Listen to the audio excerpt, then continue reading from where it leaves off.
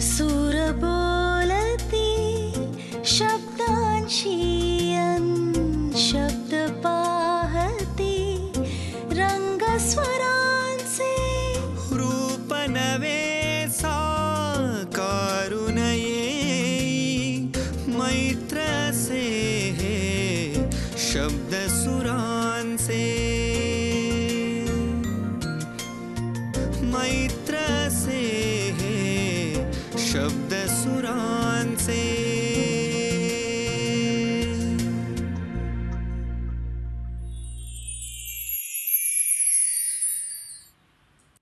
50च्या दशकात महाराष्ट्राच्या पुण्यभूमीवर एक चमत्कार घडला. रामायणाचं पौराणिक कथानक इतिहासाच्या पानांवर गीत स्वरूपात सुवर्णाक्षरांनी रेखलं गेलं. शब्द आणि सुरांचं हे मैत्र न भूतो न भविष्यती असं होतं. आणि हे घडलं एका सशक्त सांस्कृतिक प्रांगणात, ज्याचं ब्रीदवाक्य आहे बहुजन हिताय बहुजन सुखाय. आजतागायत जगभरातल्या बहुत जनांना ज्याने फक्त आनंद आणि आनंदच दिला ते गीत रामायण जन्माला आलं आकाशवाणी पुणे केंद्राच्या ध्वनिमुद्रण कक्षात. आपल्या सगळ्यांचे लाडके गदिमा अर्थात गदी माडगुळकर आणि बाबूजी अर्थात सुधीर फडके या दोघांच्या दैवी प्रतिभेला पडलेलं स्वप्न ते म्हणजे गीत रामायण. स्वये श्री राम प्रभू ऐकती. गदिमांना श्रीरामकथा सांगणारी गीतं लिहिण्याची प्रबळ इच्छा अनेक दिवसांपासून होती. आकाशवाणीच्या पुणे केंद्रात रंगणाऱ्या गप्पांच्या मैफलीत गदिमांच्या या इच्छेला मूर्त स्वरूप देण्यावर सहज शिक्कामोर्तब झालं.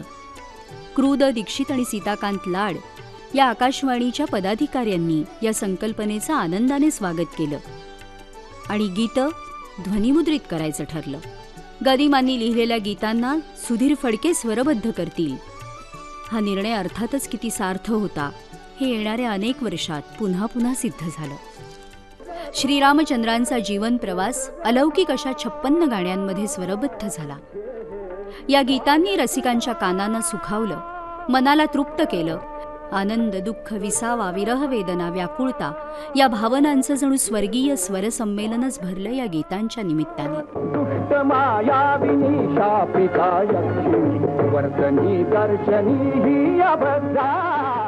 स्वतः बाबूजींनी गीतरामायणातली सर्वाधिक गाणी गायली, पण माणिक वर्मा आणि लता मंगेशकर यांनीही या अमूल्य दस्तऐवजात आपली स्वरमुद्रा उमटवली. यातलीच काही निवडक गाणी नवीन संचात रसिक हो खास तुमच्यासाठी.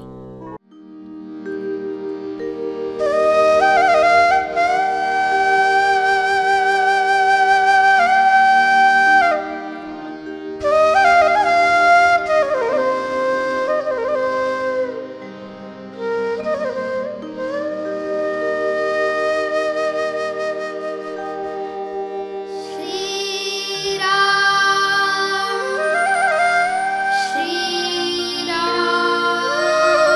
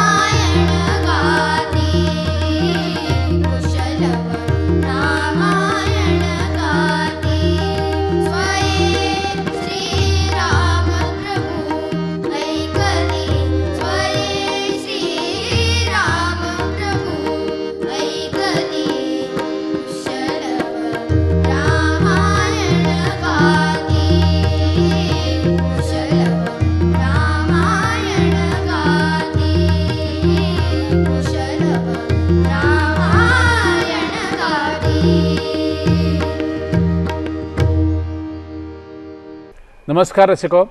मैत्र हे शब्दसुरांचे या कार्यक्रमाच्या आजच्या भागामध्ये मी विघ्नेश जोशी तुम्हा सगळ्यांचे अगदी मनापासून स्वागत करतो. हल्ली बऱ्याच वेळा आपण ऐकतो किंवा आपणही म्हणतो आजकालची पिढी काय मोबाईलमध्ये आहे किंवा समाज माध्यमावरती आहे. परंतु तीच पिढी जेव्हा कुशलभ रामायण गाती म्हणते तेव्हा आनंद वेगळा असतो. 1956 साली गदिमांची रचना होती कुशलभ रामायण गाती. आज त्याच गाण्याचा धागा पकडून मी त्यांचे चिरंजीव अर्थातच आनंदजी माडगुळकर यांना बोलतं करणार आहे. आनंदजी, आमच्या मैत्र हे शब्दसुरांच्या या कार्यक्रमाच्या आजच्या भागामध्ये तुमचं मनापासून स्वागत करतो. नमस्कार. तसंच लहान मुलांकडून गीत रामायण ज्यांनी बसवून घेतलेलं आहे ते तबलावादक आणि स्वरसाज या संस्थेचे प्रमुख अमेय ठाकूर देसाई, त्यांचंही आपण स्वागत करूया. अमेयजी, तुमचंही मनापासून स्वागत करतो. धन्यवाद. आता गाणं ऐकलंच आपण, स्वये श्री राम प्रभू ऐकती कुशलभ रामायण गाती, याविषयी मी बोलणारच आहे. परंतु तत्पूर्वी अमेयजी, तुम्हाला असं विचारायचं आहे की खरं तर गीत रामायण हे एक शिवधनुष्य आहे. म्हणजे ते मी गाण्याच्या 4 परीक्षा दिल्या आहेत म्हणून मी गाऊ शकतो इतकं सोपं नाही आहे. मुळात गाणं सोपं नाही आहे. तर लहान मुलांकडून आपण हे सगळं बसवून घ्यावं हा विचार तुमच्या मनात का आला किंवा असं काही घडलं का? विघ्नेश, गंमत कशी आहे की महाकवी गदी माडगुळकर, आता आपण हा महिनाच गदिमा विशेष महिना आहे हा, तर गदिमा प्रत्येक मुलाच्या, लहान मुलाच्या आयुष्यात येतात ते त्याच्या लहानपणापासूनच येतात. म्हणजे आपण लहान अगदी असताना बालगीतं ऐकतो, गोरी गोरी पान, झुकू झुकू झुकू झुकू आगीनं गाडी किंवा नाच रे मोरा आंब्याच्या वनात, यासारखी खूप महत्त्वाची आणि खूप सुंदर बालगीतं त्यांनी लहान मुलांसाठी रचली आहेत आणि दिली आहेत. तर ही तर गाणी आपण सगळी मुलं गात असतो, सगळेजण ऐकत असतो, सगळ्या लहान मुलांना ती आवडत असतात. ह्या सगळ्याचा विचार करताना असं वाटलं की स्वरसाज ही एक आमची संस्था आहे ज्यामधनं आम्ही मुलांना संगीताचे धडे देतो. जसे गदिमा हे एक महान कवी आहेत तसेच यशवंत देव काका, तर यशवंत देव काकांनी जो त्यांचा सांगीतिक प्रवास चालू केला आणि त्याचा एक डिप्लोमा सुरू केला सर्व मोठ्या माणसांसाठी की ह्याच्यातून त्यांना संगीताचं शिक्षण मिळावं म्हणून शब्दप्रधान गायकी हा अभ्यासपूर्वक विषय त्यांनी सुरू केला. तर ह्याच्यातूनच आम्हाला ती प्रेरणा मिळाली की गदिमांचा प्रवास जर आपल्या लहानपणापासून इतका सुरू होतो तर जे आपण अनुभवलं ते ह्या मुलांना आत्तापासूनच का देऊ नये. या एका छान नेक विचाराने आम्ही हा प्रवास सुरू केला आणि असं वाटलं की मग गीत रामायण म्हणजे एक सार असलेलं काव्य आहे. तर आपण का ह्याचं ज्ञान मुलांना आत्तापासूनच देऊ नये. फार तर काय होईल, मुलं चुकतील, थोडी बावचळतील, एवढंच होईल ना, पण त्यांना काहीतरी छान ऐकायला मिळेल, त्यांना काहीतरी छान गाता येईल, ह्या एका हेतूने आम्ही हा विचार केला आणि गीत रामायण हा कार्यक्रम बसवायचा असं आम्ही ठरवलं. क्या बात आहे. आनंदजी, सुरुवात कुठून करू हाच खरा मला प्रश्न आहे. कारण फक्त गीत रामायणावर आपल्याला बोलायचं सांगायचं ना, गदिमांचं आयुष्य हे रोमांचकारी प्रसंगाने अक्षरशः भरलंय. खरंय. म्हणजे त्यांचं जीवन हीच एक पटकथा आहे, खरंय, साक्षात ईश्वरांनी लिहिलेली असं मला म्हणावंसं वाटतं. आता अमेयजी म्हणाले की अगदी नाचरे मोरा किंवा हे सगळे बालगीतं आपण गदिमांच्या जरा बालपणापासून सुरुवात करूया. अगदी मूळ आडनाव हे म्हणजे काय म्हणतो आपण, जरी माडगुळकर असं असलं तरी मूळ आडनाव हे माडगुळकर नाही ना. त्यात गंमत आहे बरं का. हा, अगदी आधी म्हणजे आमचं जी कुटुंब आहे ते आम्ही म्हणे तेलंगणातनं महाराष्ट्रात आलो. अच्छा, मायग्रेट होत असेल. तर आधी आमचं आडनाव केत असं होतं, केत. त्याच्यानंतर मग माडगुळ्याला ते जे खेडं होतं आमचं तिथे येऊन माझे वाडवडील तिथे सेटल झाले. आणि मग त्या काळात जे होतं की नॉर्मली कुलकर्णीपणाची जबाबदारी ही गावातल्या ब्राह्मणांच्याकडे यायची. अच्छा, त्यामुळे मग कुलकर्णी हे आडनाव आपल्याला मिळालं. आणि मग गदिमांनी पहिल्यांदा की माडगुळेकर कुलकर्णी असं ना, म्हणजे आमच्या पुणे महापालिकेच्या ज्या पहिल्या खूप पावत्या आहेत ना त्याच्यावर माडगुळेकर कुलकर्णी असं सुद्धा आहे. पण नंतर मग ते कुलकर्णी जाऊन नुसतं माडगुळकर राहिला. मैत्र से शब्द सुरांचे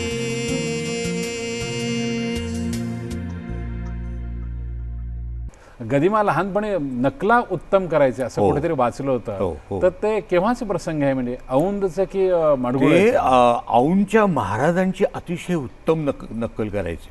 अच्छा, म्हणजे इतकी उत्तम नक्कल करायचे की त्यामुळे त्यांना त्यांचे परिचित औंधकर या नावाने ओळखायचे. आणि एक काळ असा होता, मी तुला सांगू की सकाळचं जेवण मिळालं तर संध्याकाळचं मिळेल की नाही अशा स्थितीत ते आणि त्यांचे एक मित्र भटकत होते. मग शाळांमध्ये कार्यक्रम करायचे आणि नंतर त्याच्यातून जे काही पैसा मिळायचा त्याच्यातून गुजराण करायची असेही त्यांनी दिवस काढले. आणि मग त्यासाठी त्यांनी मुद्दाम नकला बसवलेल्या होत्या बरं का. आणि त्यातल्या काही नकला या त्याच्यानंतर आमच्या आकाशवाणीचे नेमिनाथ उपाध्ये की जे गदिमांचे एका अर्थाने शिष्य एकलव्यासारखे शिष्य होते असं म्हणायला हरकत नाही, तर त्यांनी त्या नकला बसवल्या. त्यातल्या काही तर अक्षरशः म्हणजे आता समोरच्या कोनाड्यात उभी भिंदमाता बेमट्याचं नाव घेते माझा नंबर पहिला हा मूळ गदिमांचा किस्सा आहे बरं का. गदिमांच्या नकलेतला किस्सा आहे. त्या काळात गदिमा फुलं सगळे एकमेकांना भेटत असत, गप्पा टप्पा होत असत.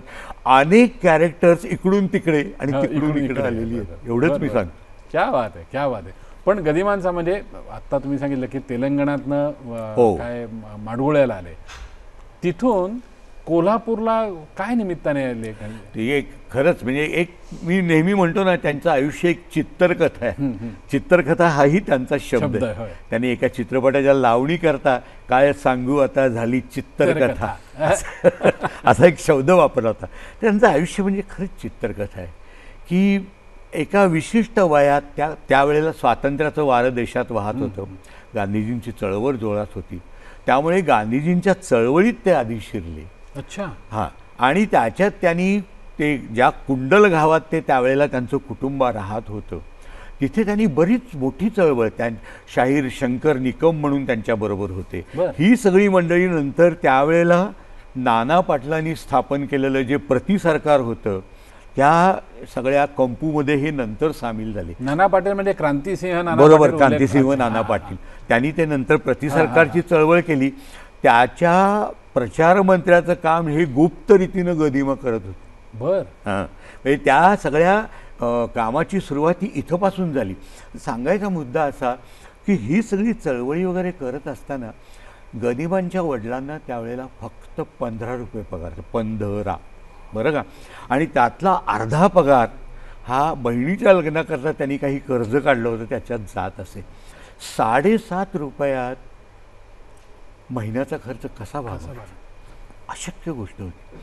आई जेव्हा वारंवार ते चळवळीचं ते भिनलं होतं त्यांच्या डोक्यात, घरी येऊन जेवायला बसली की आई बोलायची, अरे काय तू कुलकलांक निपजलास रे असं म्हणायची. मग शेवटी त्यांनी ठरवलं की ह्याच्यातून आपण मार्ग काढला पाहिजे. आणि एक दिवशी ते घरात न सांगता पळून गेले. अच्छा. त्याच्या आधी त्यांच्या डोक्यात हा विचार पक्का होता म्हणून त्यांचे एक औंधच्या शाळेचे हेडमास्टर होते काळे म्हणून. त्यांनी आचार्य आत्र्यांना त्यांना एक चिठ्ठी दिली होती. आणि ती चिठ्ठी घेऊन ते आचार्य आत्र्यांना भेटण्याकरता म्हणून आधी पुण्यात गेले. आणि मग त्यानंतर तिथून त्यांच्या सांगण्यानुसार ते कोल्हापूरला येऊन पोहोचले. असा तो सगळा प्रवास आहे. कोल्हापूरच्या आठवणी विचारतो, पण तत्पूर्वी तुम्ही नेहमी म्हणता की आमचे अण्णा जर का उच्च शिक्षित झाले असते, म्हणजे काय म्हणूया आपण मेकॅनिकल इंजिनियर, इलेक्ट्रिक असे जर का काय झाले असते आणि ते जर का कुठल्या सरकारी विभागात गेले असते तर ते टाउन प्लॅनिंग कमिशनचे अध्यक्ष वगैरे झाले असं तुम्ही नेहमी गमतीने म्हणता. ते गीत रामायणातल्या कुठल्या गाण्याविषयी म्हणून तुम्ही म्हणता होते? अहो तुम्ही दुसरंच गाणं बघा ना गीत रामायणातलं, सरयू तीरावरी अयोध्या म्हणून निर्मित नगरी. त्यात म्हणजे जणू काही एखाद्या नगराची रचना कशी आखीव रेखीव आणि आदर्श असावी याचा जणू वस्तुपाठ त्या गाण्यात लिहिलेला आहे. त्या नगरीच्या विशालतेवर उभ्या राहिल्या वास्तू सुंदर, मधुन वाहती मार्ग समांतर, रथ वाजी गजपथिक चालती, नटुनी त्यांच्यावरी अयोध्या म्हणून निर्मित नगरी. तेच गाणं आपण ऐकूया आणि कोल्हापूरच्या त्या प्रवासाकडे येऊया.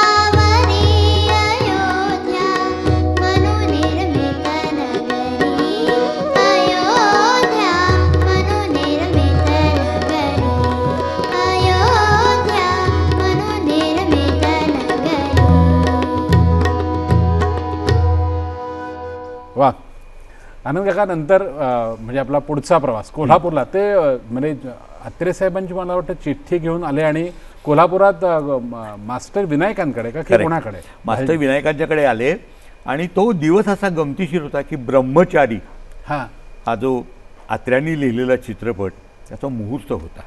त्या मुहूर्ताच्या दिवशी हे पहिल्यांदा स्टुडिओत आले आत्र्यांची चिठ्ठी घेऊन.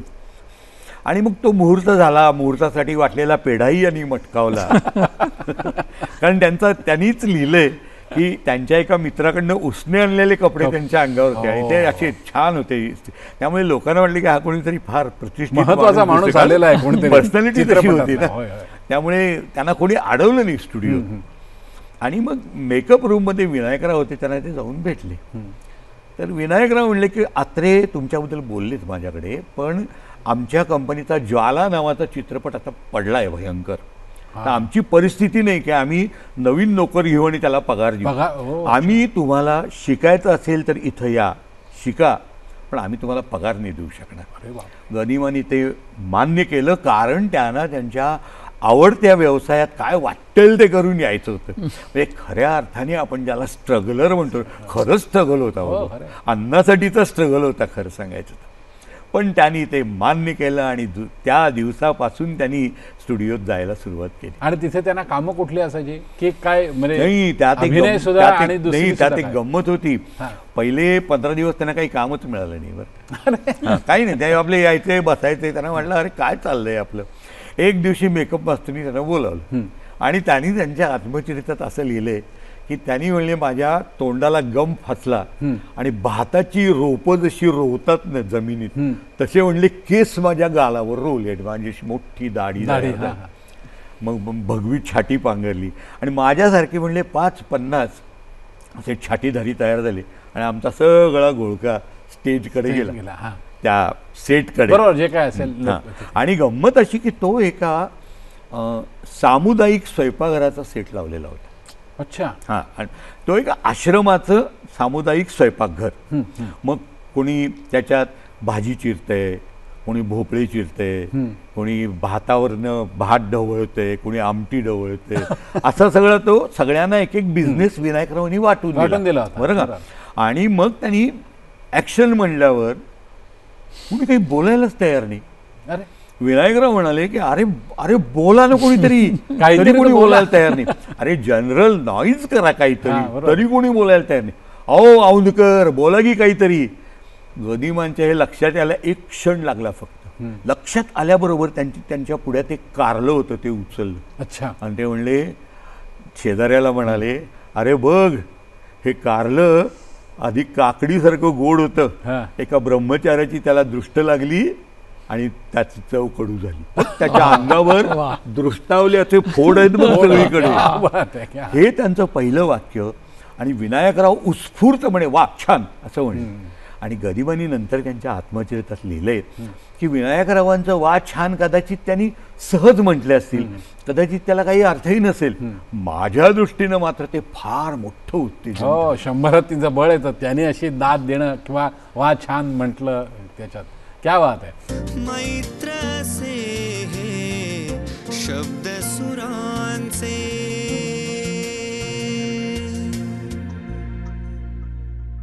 अमेयजी, तुम्हाला असं विचारायचं आहे की हे ठरलं की असा काय म्हणे आपण लहान मुलांकडनं कार्यक्रम बसून घ्यायचा, ते ठरवणं आणि ते प्रत्यक्षात उतरवणं यामध्ये जमीन आसमानाचं अंतर आहे.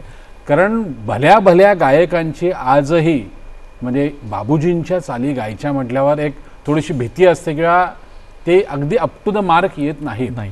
लहान मुलांकडनं ती अपेक्षित सुद्धा नाही येत अगदी 100% बाबूजींसारखीच म्हणता येतील, पण किमान कुठेतरी 50-60%. तर त्यासाठी वेगळे प्रयत्न तुम्ही काय केलेत? विघ्नेश, कसं आहे ना की जेव्हा आम्ही हा कोर्स सुरू केला ना, त्या कोर्सचं नाव शब्दप्रधान गायकी होतं. त्यामुळे त्याच्यात मुळात मुलांना शब्द शिकवणं, शब्द त्याचे अर्थ शिकवणं ह्याचं आम्हाला खूप महत्त्व वाटत होतं. पनवेलचा मंदार भिडे असेल किंवा आता मुलांसाठी जिनी गायडन्स केला अशी गायत्री सिधाई कोल्हटकरे किंवा आमचा मित्र गायक प्रणय पवार आहे, यांनी ह्या मुलांच्या पाठी खूप मेहनत घेतली. म्हणजे साधारण 3 महिने आम्ही रिहर्सल्स केल्या पहिला कार्यक्रम करण्याच्या आधी. तर ह्या सगळ्यामध्ये त्या मुलांना चाली शिकवण्यापेक्षा आधी आम्ही मुलांना नुसत्या गोष्टींसारखी ती गाणी वाचायला दिली. वाचायला दिल्यानंतर मुलांनी गाणी वाचल्यावर काहींना अर्थ कळले नाही. दशरथा गेहे पायसदांच्याऐवजी पसायदान वाचलं. असे काळ रात्रीसी हे शब्द असे जोडाक्षर उच्चारण वगैरे हे सगळं मुलांना कठीण जात होतं. पण जसे जसे त्यांना अर्थ कळायला लागले ना तशी त्यांना त्या शब्दांची मजा यायला लागली. शब्दांची मजा आल्यावरती त्यांना चाली डोक्यात बसायला लागल्या. आणि मग नंतर पालकांचा आम्हाला असा फीडबॅक आणि असे मेसेजेस यायला लागले की आता मुलं घरी लूपवरती पेनड्राईव्ह लावून किंवा युट्यूबवरती फक्त गीत रामायणाचीच गाणी ऐकतात. म्हणजे आम्ही असं ठरवलं होतं सुरुवातीच्या कार्यक्रमात की साधारण 25 मुलं आहेत तर प्रत्येकी एखाद दुसरं गाणं आणि काही कोरसची टीम. तर कोरसच्या टीमला सोलो मुलांची गाणी पाठ झाली आहेत आणि सोलोच्या मुलांना सगळ्यांचे कोरस पाठ झालेले आहेत. म्हणजे 2 महिन्यांनी चित्र कंप्लीट बदललेलं होतं रे की आम्हाला हे अपेक्षितच नव्हतं की मुलांना आधी आत्ताच्या काळामध्ये 2024 मध्ये लहान मुलांना गीत रामायण कळेल का, ते आवडेल का आणि आवडलं तर ते त्यांना पुढे सतत गायला आवडेल का. म्हणजे आत्ता ही मुलं दूरदर्शनला जेव्हा आम्ही त्यांना शूटला घेऊन आलो तेव्हा ती इतकी एक्साइटेड आहेत ना. म्हणजे आत्ता तू मागे बघशील तर गलका आहे मुलांचा प्रचंड सकाळपासून. पण ते गायला बसल्यानंतर त्यांची एक शक्ती आणि त्यांच्याकडनं जी सकारात्मक ऊर्जा मिळते त्याची खूप मजा आली आम्हाला. त्यामुळे मी या 3 मंदार भिडे, गायत्री आणि प्रणय ह्या तिघांचे यासाठी खूप आभार मानीन की यांनी या मुलांच्या मागे 3 महिने मेहनत घेतली. त्यामुळे त्यांना त्याचे अर्थ समजले. अर्थ समजल्यामुळे त्याच्यात काही मुलांनी आत्ता रिलीज झालेला बाबूजी चित्रपट बघितला. काही मुलांनी श्रीधर फडकेंचं गीत रामायण कार्यक्रम जे लाईव्ह चालू आहेत ते जाऊन थिएटरला बघितले. ते ऐकले की त्याच्यात ते काय गात आहेत, त्याच्यात त्या जागा कशा गायल्या जात आहेत ह्याचा त्यांनी अभ्यास केला. काही छोटे छोटे बाबूजींचे चित्रीकरणाचे क्लिप्स आहेत अवेलेबल, त्या मुलांनी बघितल्या. तर मला आनंद ह्याच गोष्टीचा आहे की मुलांनी काहीतरी चांगलं शिकण्याचा प्रयत्न केला. आमचा हेतू जो होता तो इथेच साध्य झाला. मुलं चुकतील ती त्याच्यातूनच सुधारतील पुढे आणि मोठी होतील. पण गंमत ह्याच्यात आहे की ही प्रोसेस आम्ही खूप धमाल केली या प्रोसेस. आणि ही मुलं बाबूजींची ही सगळी गाणी म्हणतायत, गदिमांची गाणी म्हणतायत, हीच खरी सगळ्यात मोठी काय म्हणतो आपण मिळकत किंवा उपलब्धी आहे. आणि गंमत म्हणजे असं आहे की गीत रामायणाचं एक गाणं समजा मी कुठच्याही इंटरनेटवर जाऊन मी एका गाण्याचा सर्च दिला की सोयश्री ऐकल्यानंतर आपोआप त्याच्या पुढच्या गाणं सिक्वेन्समध्ये येतं. त्यामुळे मग मुलांनी ते ऐकलं, मग त्याच्या पुढचं ऐकलं, असं करत ते सुरूच राहिलं. किती मुलांनी तरी असं केलं की त्यांच्याकडे बालगीत रामायणाची पुस्तकं आहेत मुलांकडे गोष्टीची, तर गोष्टी वाचायच्या आणि त्या गोष्टीच्यावरती कुठचं गाणं असेल याचे रेफरन्सेस लिहायला त्यांनी सुरुवात केली. मग असंही झालं की 20 गोष्टी आहेत तर 20 गाणी वरती तयार झाली किंवा 20 गोष्टी आहेत तर साधारण 35 गाणी त्यांनी लिहिली वरती. आणि मग त्यांनी व्हेरीफाय केलं की हे बरोबर आहे का, आम्हाला ह्या सिच्युएशनला हे गाणं सुचतंय तर हे असेल का. तेव्हा म्हणजे असे खेळही त्याच्यामध्ये झाले. पण मुलांना गीत रामायणाची आवड लागली आणि हाच हेतू आमचा होता जो साध्य झाला. क्या बात आहे, क्या बात आहे. पुढचं गाणं आधी ऐकूया आणि मग आपल्या गप्पांचा फड रंगूया. दशरथा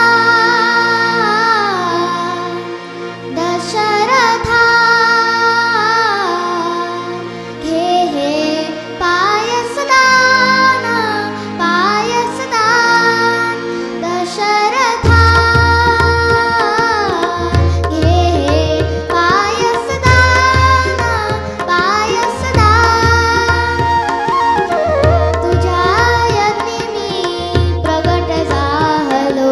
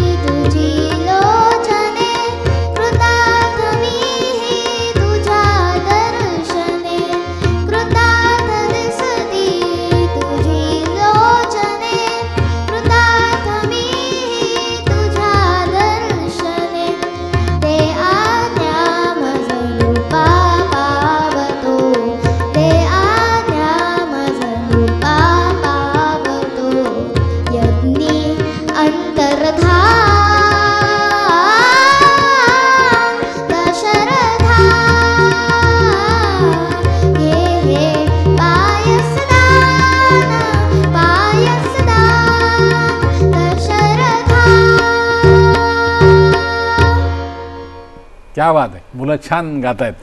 मैत्र से हे शब्द सुरांचे.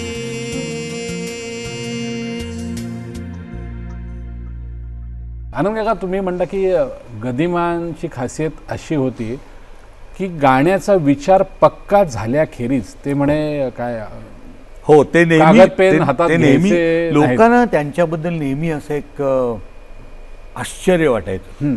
म्हणजे बाबूजींनीच हे अनेकदा सांगितलेलं आहे की ते जणू काही कुणीतरी त्यांना डिक्टेट करावं तसं ते गाणं लिहून एक टाकी लिहायचे. मग सगळ्यांना वाटायचं की अरे हे कसं काय शक्य आहे. तर एकदा मी स्वतः गदिमांना हे विचारलं होतं की हे कसं काय शक्य होतं. त्यामुळे त्याचं असं आहे की मेंटल वर्क पूर्ण झाल्याखेरीज मी कागदाला पेन लावत नाही. आणि हे आता त्यांचं एखाद्या गाण्याचं फार झटकन पूर्ण होत असेल, एखाद्या गाण्याला खूप उशीर लागत असेल. आता गीतरामायणाच्या पहिल्या गाण्याचा आपण सगळ्यांनी तो किस्सा ऐकलाच आहे की दुपारी जे गाणं त्यांनी वाचून दाखवलं होतं आणि जे हरवलं नंतर ते जवळजवळ त्यांनी तसंच्या तसं पुन्हा रात्री लिहून काढलं होतं नुसत्या स्मरणाने.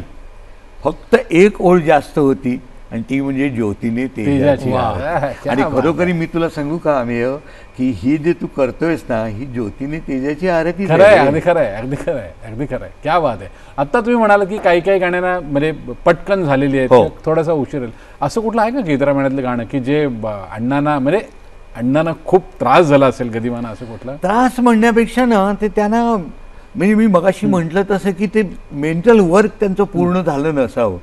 हे आता राम जन्माच्याच गाण्याबद्दल नेहमी असं म्हटलं जातं की ते गाणं लिहिण्याकरता म्हणून ते मुंबईहून आले आणि आमच्या पंचवटीच्या मागे एक सुंदर तुळशी कट्टा आहे बरं. अच्छा. बाजूला एक अशोकाचा वृक्ष होता डेरेदार त्या काळात, त्याच्या खाली त्यांनी बैठकीची व्यवस्था करून घेतली आणि तिथं त्या अशोक वृक्षाच्या सावलीत ते बसले दुपारचे की बघूया सुचते का. दुपार सरून संध्याकाळ झाली, हळूहळू अंधार पडायला लागला तरीसुद्धा त्यांच्या हातनं एक शब्द उमटलेला नव्हता. आता गदिमा तिथं बसलेत म्हणून कुणीतरी तिथं बल्ब लावण्याची व्यवस्था केली आणि माझी आई जी विद्याताई, उन्हाळ्याचे दिवस होते म्हणून आमच्या बंगल्यात एक वरती छान खोली आहे, तिथे चतुर्शृंगीच्या टेकडीवरनं येणार अशी छान झुळूक येते म्हणून आम्ही भावंड त्या खोलीला आम्ही महाबळेश्वर असं म्हणायचो बरं का. तर त्या खोलीत ती झोपली होती.